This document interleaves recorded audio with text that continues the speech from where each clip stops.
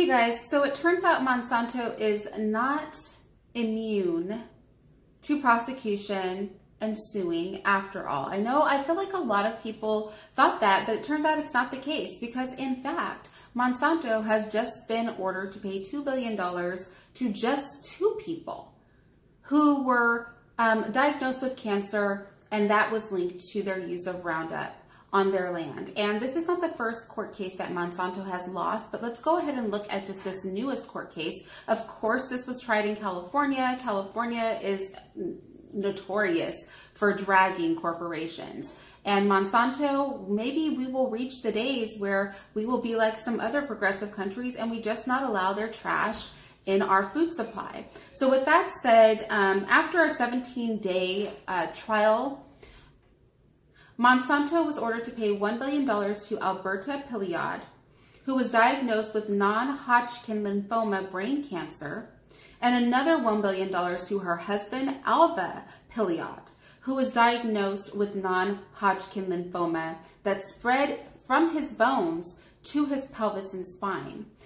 They're both in their 70s. This is absolutely awful. And they started using Roundup in the 1970s. So they had a lot of exposure to Roundup pesticides. And they continued using the herbicide until just a few years ago.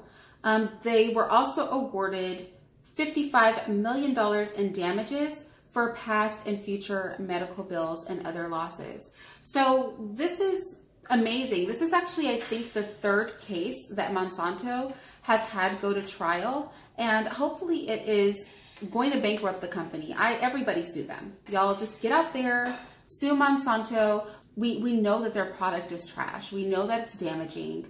And it's not just damaging to the farmers, although they have the most direct damage. I would argue that it's damaging to all of us too, and it's damaging to the ecosystems surrounding these farms that heavily use Roundup. And so these will not be the last court cases that we see, but it's a good trend. I will say this, the significance of this case is the sheer amount of money. Both of these individuals were ordered $1 billion, and the previous awards were $80 million and $289 million.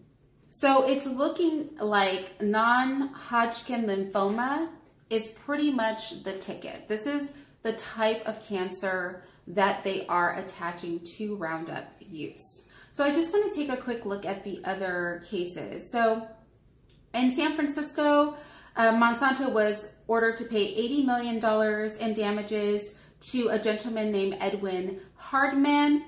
Also in San Francisco, $289 million in damages was awarded to school groundskeeper Dwayne Lee Johnson. Now, no surprise here, out of everybody, the judge in that case lowered that award down to only $78 million. I don't know why, some people get to get billions and other people get to get hundreds of millions, but he had his award lowered down to $78 million. So nevertheless, what we're seeing is that Monsanto is starting to get some pushback.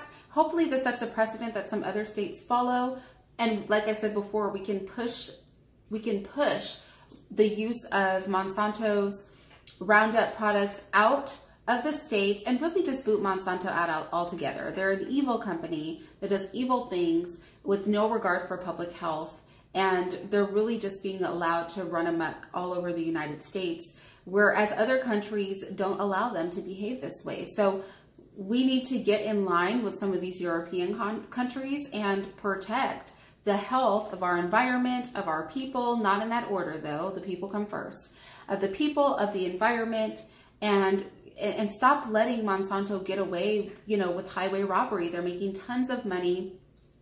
Their GM crops are polluting tons of farmland, and it's becoming like an actual problem. So I'm happy to see that at least with regard to the health effects to the people who are using these products on their crops, that Monsanto's starting to get a little pushback. Don't feel sorry for them though. I mean, they haven't even reached the $3 billion mark with this, and it's barely going to make a dent in their profits. Monsanto, they are worth so much that these little court cases won't mean much to them, but I can see them really fighting them nonetheless because of the fact that they're not going to want this to set a precedent. If it does, and if more court cases keep having these outcomes, it could likely put their corporation out of business if there is enough pushback. And I hope enough people will step forward and enough court cases will come through that Monsanto will find it to not really be advantageous for them to do business in this part of the world anymore. I mean, we could hope for nothing better. So with that said, I'll talk to you guys later. If you'd like to see more, be sure to subscribe to my channel and click the notification bell. And if you want to support my content, feel free to join my Patreon.